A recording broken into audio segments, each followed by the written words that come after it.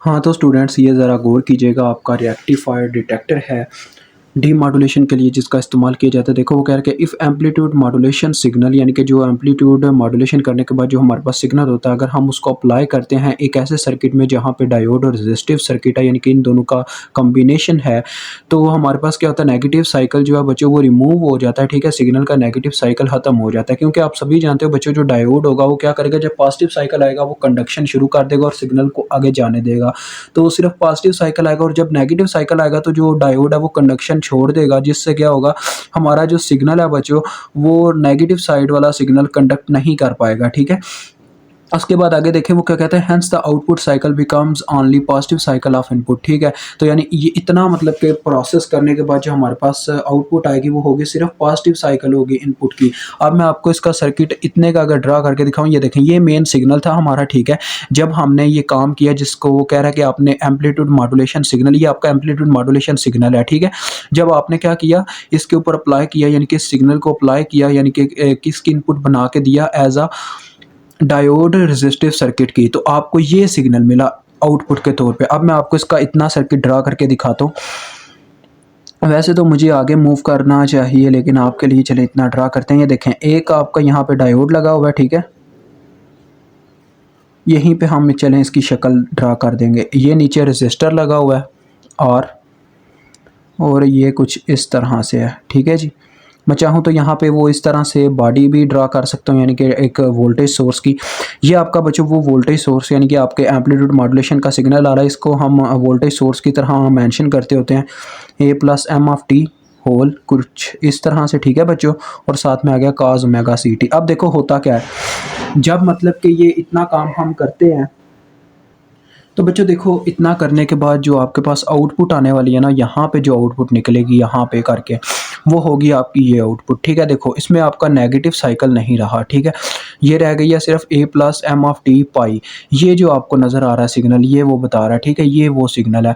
ये अभी आपको ये वाला सिग्नल नहीं मिला, ये जो ए plus M of T pi है, अभी आपको सिंपल बस ये सिग्नल मिला है, जो सिर्फ क्या हुआ है बच्चों, नेगेटिव साइकिल नहीं रहा, यानी कि ये नेगेटिव साइकिल सारा खत्म हो गया, सिर्फ पॉजिटिव साइकिल रह गया। ठीक है, इतना आपको समझ में आ गया। अब देखें आगे हम क्या करेंगे बच्चों, एक फ़िल्टर लगा लेंगे। लो पास फ़िल्टर हम लगाते होते हैं ज़्यादातर, तो यहाँ पे हमारा लो पास फ़िल्टर ही हमारे काम आएगा। तो हमारे सर्किट में आ जाता है लो पास फ़िल्टर। ये आपने लगा लिया बच्चों लो पास फ़िल्टर। ठीक है, जब आप लो पास फ़िल्टर लगाओगे, लो पास फ़िल्टर ये इस तरह से। ठीक है बच्चों, तो अब ये देखें, जैसा कि मैंने आपको बताया, ये जो आपको ब्लैक लाइन नज़र आ रही है ना, इसको भी साइड पे करो। ये जो वैसे आपको ये यहाँ पे शेप नज़र आ रही है ना, जिसमें बस नेगेटिव साइकिल नहीं है, we got this signal at this point after R D circuit. ठीक है, यानी कि ये सिग्नल हमें आउटपुट के तौर पे यहाँ पे मिला, बट आफ्टर दिस फिल्टर, यानी कि जब ये वाला सिग्नल फिल्टर में से गुजरता है, तो जो हमें आउटपुट यहाँ पे मिलती है वो बच्चों ये हमारा ब्लैक सिग्नल है। ठीक है, देखो ये हमारे पास हमारा सिग्नल एज अ आउटपुट के तौर पे आ जाता है जब हम फिल्टर में से इसको गुजारते हैं। बाद में बच्चों फिर हम क्या करते हैं, यहाँ पे हम इस्तेमाल करते हैं एक कैपेसिटर और रेजिस्टर, यानी कि आरसी सर्किट का। ठीक है, आरसी फिल्टर आपको याद होगा, आरसी फिल्टर कहते होते हैं हम इसको। आरसी फिल्टर का इस्तेमाल किया जाता है, जिसके साथ फिर हमें एक आउटपुट मिलती है, वो भी मैं आपको दिखाई देता हूँ। ये ऐसे आपका मुकम्मल सर्किट बन जाता है, जिसको हम कहते हैं रेक्टिफायर डिटेक्टर। ठीक है बच्चों, तो यहाँ पे हमें जो आउटपुट मिलती है उसको हम कहते हैं VRT। ठीक है, ये हमने असल में मालूम करनी है, वही मैं यहाँ पे मेंशन करूँगा। देखो बच्चों, जब ये कैपेसिटर में से ये सिग्नल गुजरेगा, ये जो ब्लैक लाइन आपको नज़र आ रही है, तो ये जो ए है ना बच्चों, यहाँ पे ए, ये यहाँ पे क्या कर रहा है, यहाँ पे ये डीसी का काम कर रहा है, डीसी का, जिसने हमारी वेव को देखें पॉजिटिव वेव में रखा हुआ है, यानी कि ये सिर्फ पॉजिटिव आपको नज़र आ रही है, नेगेटिव एक्सिस में इसकी कोई वैल्यू नहीं है। जब मैं ये यानी कि मैग्नीट्यूड ख़त्म कर दूंगा, तो सिर्फ मैसेज सिग्नल आ जाएगा। मैसेज सिग्नल हमारा आपको नज़र आएगा, पॉजिटिव वेव में भी होगा और नेगेटिव में भी होगा। ठीक है, तो वही आपका एग्जैक्ट मैसेज सिग्नल होगा जो आपको चाहिए। तो अब हमें यहाँ पे जो रिजल्ट आए VRT, वो हमने निकालना है। वो देखें हम कैसे निकालते हैं। तो इतनी तो समझ आ गई ना आपको, ये सर्किट कैसे ड्रा हुआ, ये यहाँ तक का क्या मतलब था। ठीक है, समझ आ गई, समझ गए ना इस चीज़ को। तो ओके करते हैं, डन करते हैं। अब यहाँ तक मैंने लिखा था बच्चों बस किस कहाँ यानी कि ये जो आपके सामने ऊपर बयान किया गया था ये कहाँ तक का आंसर था कि हमने ये बस इसमें बोला कि जब आप आर डी ये सर्किट का इस्तेमाल करते हो यानी कि डायोड और रेजिस्टिव सर्किट का तो आपका नेगेटिव साइकिल रिमूव हो जाता है और सिर्फ पॉजिटिव साइकिल रह जाता है। वो यहाँ तक का आंसर था, इसमें ये इंक्लूड नहीं थी A plus M T over pi. आगे आपने पता क्या लिखना है, the output cycle which we got after passing the input signal from, ये देखें आपने कहना है यानी कि ये ना आपको मैं बता रहा हूँ ये आपने लिखना है वहाँ पे, यानी कि वो सिग्नल जो हमने हासिल किया किससे, आर डी सर्किट में से गुजारने के बाद आउटपुट सिग्नल जो हमने यहाँ पे हासिल किया उसको हम लो पास फिल्टर में से पास करवाएंगे और जो हमें आउटपुट के तौर पे सिग्नल मिलेगा उसी सिग्नल को आगे हम क्या करेंगे आर सी फिल्टर में से गुजारेंगे और हमें वी आर टी मिलेगा। ये आपने यहाँ पे लिखना है सारा, ठीक है बच्चों। और आगे हम डायरेक्ट चलते हैं जो मेन पॉइंट है इस थ्योरी का, मतलब कि मेन इसका सोल्यूशन है। तो अभी मुझे नेक्स्ट पेज पे जाना होगा। वी आर टी बच्चों हम प्रूफ करेंगे, इसको फाइंड आउट करेंगे। देखें वी आर टी, यहाँ ये वी आर टी में कौन सा सिग्नल इंक्लूड हो जाएगा, एक तो ये सिग्नल ए प्लस एम टी और नेक्स्ट कौन सा सिग्नल आएगा ये आपको भी पता चल जाता है। चलते हैं नेक्स्ट पेज पे। तो बच्चों ये जो सिंपल सी बात है, अब मैं नेक्स्ट पेज पे जाने वाला हूँ। तो एक और चीज़ आपको क्लियर करता हूँ, कुछ बच्चे यहाँ पे कंफ्यूज हो जाते हैं जब हम ये निकालते होते हैं। ये सिंपल सिर्फ वी आर टी नहीं है, इसको वी आर टी प्राइम कहा जाता है, ठीक है। वी आर टी आपको यहाँ पे असल में देखने को मिलता है। वी आर टी प्राइम इसको क्यों कहा जाता है मैं आपको बताता हूँ। यहाँ पे जो आपकी लो पास फिल्टर में से यानी आउटपुट जो निकलती है ना वो होती वी आर टी ही है, बस उसमें क्या है, उसमें कुछ कह लेंगे जस्ट लाइक कह लें एरर पाए जाते हैं, यानी कि जो हमें मैसेज सिग्नल चाहिए वो नहीं होता उसमें। साथ में कैरियर सिग्नल्स और कुछ मल्टीपल सिग्नल्स भी होते हैं यानी कि जिनकी फ्रिक्वेंसी ज़्यादा होती है। हम उसको क्या करते हैं जब आर सी सर्किट में से गुजारते हैं तो हमें एग्जैक्ट अपना मैसेज सिग्नल मिल जाता है। दैट्स वाई इसको वी आर टी प्राइम कहा जाता है। और यहाँ पे जो वी आर टी होता है वो उसमें मल्टीपल थिंग्स होती हैं। पहले हम यहाँ ये वाला सिग्नल फाइंड आउट करेंगे क्योंकि ये तो डायरेक्ट ही आपको मिल गया कि इसमें बस क्या बचो, इसमें बस इतना है कि आपका आगे सिग्नल था ए प्लस एम टी, जब आपने यहाँ पे रखा तो आपका सिग्नल क्या हो गया, आपका सिग्नल हाफ फॉर्म में चला गया। तो वो आपको मैं समझाता हूँ कैसे आप निकाल पाओगे कितना हाफ हुआ, ठीक है। तो चले आए नेक्स्ट पेज पे चलते हैं। तो नेक्स्ट पेज पे जाएंगे जब, तो देखो बच्चों सबसे पहले तो हमें ये पता होना चाहिए, नेक्स्ट पेज पे मैं जाकर इक्वेशन मैंने लिख दी है। तो उससे पहले मैं आपको ये भी बता दूं कि हमें सबसे पहले ये पता होना चाहिए जब हमने इस सिग्नल को गुजारा यहाँ से डी आर में से तो हमारे पास यानी आउटपुट में क्या मिला, हमें यहाँ से आउटपुट में बच्चों हमें ये मिला सिर्फ ए प्लस एम टी साथ में कॉज ऑफ टी, ठीक है। यानी कि हमारी डीसी फॉर्म में आ गई ये डीसी की वैल्यू डीसी फॉर्म में कैपिटल ए में आ गई, ठीक है। कॉज ओमेगा सी टी, ये जो आपको बच्चों लाइन नज़र आ रही है ना, ये जो लाइन है ये आगे ये थी बोथ साइड्स पर, यानी कि पॉजिटिव साइड पर भी और नेगेटिव पीक साइड पर भी। लेकिन अब ये सिर्फ पॉजिटिव पीक साइड पर, डेट्स वाई इसको उससे थोड़ा डिफरेंट दिखाने के लिए हमने स्मॉल ए की जगह कैपिटल ए का इस्तेमाल किया, ठीक है। अब ये हमने आउटपुट निकालनी है, ये कैसे निकालेंगे, through V R T. V R T जब हम निकालेंगे तो हमें ये आउटपुट मिलनी चाहिए, ठीक है बच्चों। तो चले आए नेक्स्ट पेज पे, मैं आपको दिखाता हूँ कौन सी इक्वेशन मैंने लिखी है। तो ये बच्चों इसकी इक्वेशन बनती है। अब ये जो डब्ल्यू ऑफ टी है ये आपका एक स्पेसिफिक सिग्नल होता है जो हमने स्टडी किया था जब हमने मॉड्यूलेशन में रेक्टिफायर सर्किट का पढ़ा था, ठीक है। तो डब्ल्यू ऑफ टी की इक्वेशन ही आप याद रखें, उसको भी आप जाकर देखने की ज़रूरत नहीं है। डब्ल्यू ऑफ टी की इक्वेशन यहाँ पे पुट करेंगे तो बच्चों डब्ल्यू ऑफ टी की एक इक्वेशन जो है ये देखें, हमने बस सिंपल क्या हुआ वी आर टी के साथ है, वी आर टी जब यानी लो पास फिल्टर में से हमारा वो सिग्नल गुजरा जो हमें मिल रहा था आफ्टर डी आर सर्किट, ठीक है। जब वो लो पास फिल्टर में से गुजरा तो डब्ल्यू ऑफ टी टर्म उसके साथ मल्टीप्लाई हुई, ठीक है। तो डब्ल्यू ऑफ टी टर्म होती क्या, यानी कि इसकी इक्वेशन क्या होती है ये आपको याद दिलाना ज़रूरी है। 1/2 + 2/पाई आपको याद हो तो 2/पाई इंटू काज ओमेगा सी टी, ठीक है। इसमें आठ नंबर्स होते हैं यानी कि काज ओमेगा सी टी फिर माइनस, यानी कि आठ टर्म के साथ एक टर्म के साथ प्लस एक टर्म के साथ नेगेटिव, एक टर्म के साथ प्लस एक टर्म के साथ नेगेटिव, ऐसे होता है, ठीक है। यानी कि आ जाएगा -1/3 काज 3 ओमेगा सी टी, यानी कि इसका एंगल जो है इसकी फ्रिक्वेंसी जो है 3 टाइम्स हो गई। आगे नेक्स्ट में फिर प्लस आएगा 1/5 आएगा, ठीक है बच्चों, यानी 8 नंबर्स आ रहे हैं।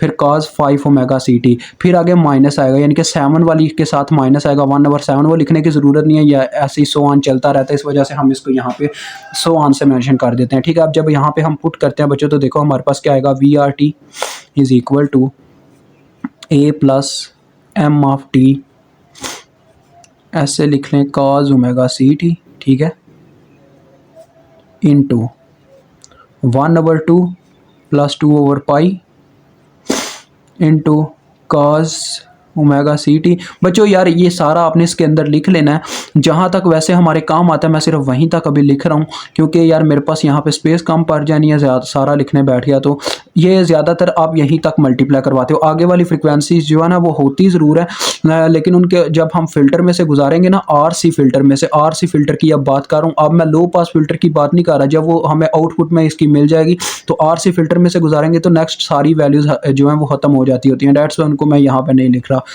डॉटेड लाइन में मेंशन कर रहा हूँ। तो देखो वी आर टी हमारे पास क्या निकलता है जब मल्टीप्लिकेशन करते हैं, तो देखो पहले तो 1/2 मल्टीप्लाई हो जाएगा, तो ये ऐसे आ जाएगा 1/2 ए प्लस एम ऑफ टी और साथ में आ गया काज ओमेगा सी टी। ठीक है बच्चों, जब यही टर्म 2/पाई, देखो ये 2/पाई के साथ ये पूरी टर्म और ये टर्म आपस में मल्टीप्लाई होती हैं तो क्या आ जाएगा आपके पास, तो आपके पास कुछ यूँ आ जाएगा, देखें काज ओमेगा सी टी, हाँ जी। तो देखो ये आ जाएगा 2/पाई, साथ में बच्चों ए प्लस एम ऑफ टी, ठीक है, और ये आ जाएगा काज ओमेगा सी टी का स्केयर, ठीक है, ओमेगा सी टी का स्केयर, ऐसे ऐसे ही आ जाएगा ना। तो देखें ये टर्म आ गई। अब आगे देखिएगा ज़रा बच्चों, गौर से मेरी बात सुननी है आपने। आगे वाली टर्म के साथ क्या होगा, आगे वाली टर्म के साथ सिंपली ये बनेगा 2/3 पाई, 2/3 पाई उससे ज़रब हो तो काज 3 ओमेगा सी टी, ये लिखने की ज़रूरत नहीं है क्योंकि ये टर्म्स ऐसे ही चलती रहेंगी तो उनकी जगह हम लिख देते हैं other terms of higher frequencies, यानी इससे जो आगे की हायर फ्रिक्वेंसीज हैं वो वाली टर्म्स आ जाएंगी। ठीक है, ऐसे लिख देते हैं other terms of frequency, TOF मैं लिख रहा हूँ, यानी कि other terms of higher frequency. ठीक है बच्चों, ये आगे आपने लिखना होता है, इसके आगे प्लस लिख दें बस, उतना ही बहुत होता है क्योंकि दो टर्म्स ही आप ज़्यादातर चलाते हैं। आप देखें ये क्या आ जाएगा, VRT इज इक्वल टू 1/2। मैं चाहूँ तो बच्चों बुक वाले की तरह आपको डायरेक्ट इसका यानी कि आंसर दे दूँ, लेकिन मैं आपको कुछ समझाना चाह रहा हूँ कि ये किस तरह से आता है, ये आपको पता होना चाहिए, अदरवाइज मार खा जाते हैं बच्चे।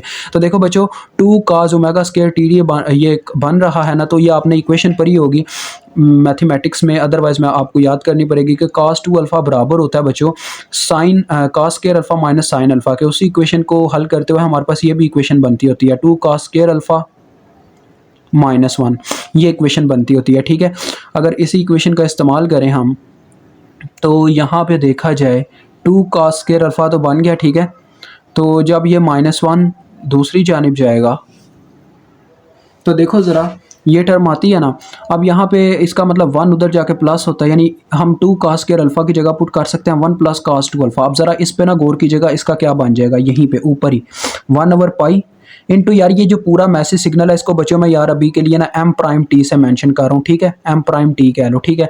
और ये जो 2 cos स्क्वायर ओमेगा टी था इसकी जगह क्या आ जाएगा, देखो 2 cos square omega T is equal to हो जाएगा 1 + cos 2, 1 + cos 2 omega C T, ये ऐसे आ जाएगा। ठीक हो गया, डन कर सी, यानी कि ठीक हो गया ना, समझ में आ गई है ना मेरी बात। तो देखो ये क्या हमें मतलब कि मिलेगा, जब ये टर्म M' यानी कि A प्लस वो जो भी टर्म होगी वो 1 से ज़रब होगी तो हमारे पास ये कुछ, अब ये मैं लिख सकता हूँ यहाँ पे देखें, जब ये टर्म यानी 1 से प्लस होगी हमारे पास आ जाएगा प्लस 1/पाई इंटू A प्लस M(t), ठीक है, और ये जो 2 cos square omega C T की वजह से ये टर्म अप्लाई हो रही है और इस तरह से मल्टीप्लिकेशन आ रही है, तो ये साथ में एक दफ़ा तो सिंपल ऐसे एक दफ़ा आ जाएगा बच्चों, और दूसरी तरफ आ जाएगा 1/पाई इंटू A प्लस M(t) और साथ में आ जाएगा cos 2 ओमेगा सी टी। ठीक है, ये आ गई ना टर्म।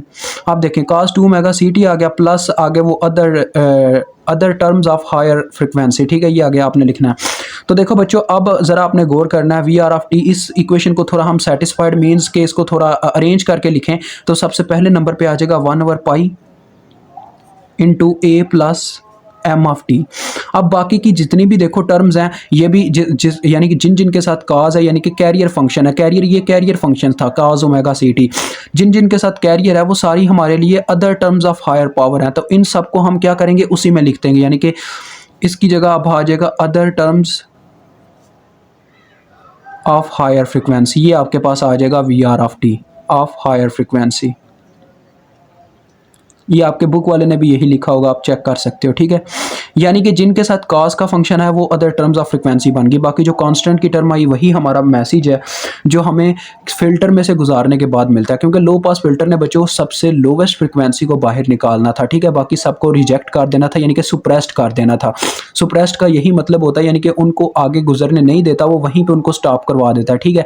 सिर्फ गुजरने देता है उसको जिसकी सबसे लोवेस्ट फ्रिक्वेंसी हो। और अब इनकी जो फ्रिक्वेंसी है वो 0 हर्ट्ज़ है, दैट्स वाई इसको ये डिले नहीं करवाएगा, ये उसी वक्त इसको पास करवा देगा। और ये सिग्नल आपको कहाँ पे मिलेगा, जैसा कि मैंने आपको बताया था, यहाँ पे आपको ये सिग्नल देखने को मिलेगा ये।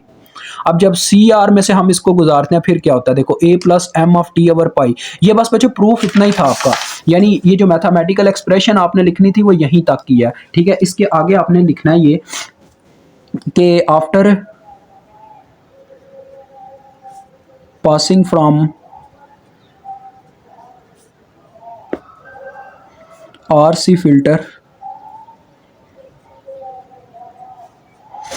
we got, यानी कि जब हम RC फ़िल्टर में से गुजारते हैं इसको तो हमें क्या मिलता है देखने को, हमें बच्चों सिंपली बस ये देखने को मिलता है। देखें सिंपल सी बात, जैसा कि मैं कह रहा हूँ, सिंपल हमें क्या देखने को मिलेगा, सिंपल यही देखने को मिलेगा कि आपको सिर्फ मैसेज सिग्नल वहाँ पे मिल रहा होगा। यानी कि आपके पास जो आउटपुट होगी वी आर प्राइम टी वो बराबर होगी बच्चों M of T over pi के, ठीक है। या इस तरह से कह लो 1 ओवर पाई एम टी के, इसके बराबर होगी, ठीक है। समझ में आ गई मेरी बात। तो जब आप आर से फिल्टर में से इसको गुजारते हो ना तो आपको ये सिग्नल मिलता है, ठीक है। इसको अगर आप ड्रा करना चाहें तो ये कुछ इस तरह से आपको मिलेगा। देखें सेम टू सेम शेप वही होगी जैसे कि आपने प्रीवियस में ड्रा होती हुई देखी थी, बस इसकी शेप जो है वो नेगेटिव साइड पर भी चली जाएगी, ऐसे हो जाएगी कुछ। तो ये आपका है 1/2 एम ऑफ टी, ठीक है। समझ आ गई। बस ये बच्चों आपका यानी कि रेक्टिफायर सर्किट था जिसमें हमने क्या समझा, रेक्टिफायर डिटेक्टर, ठीक है। रेक्टिफायर डिटेक्टर को हमने समझा। तो मुझे उम्मीद है आप इसको काफ़ी हद तक समझ गए होंगे। मैं भी समझ गया हूँ क्योंकि मैं भी आपके साथ ही समझ रहा था, ठीक है। तो अभी तक के लिए इतना ही। खुदा हाफिज़।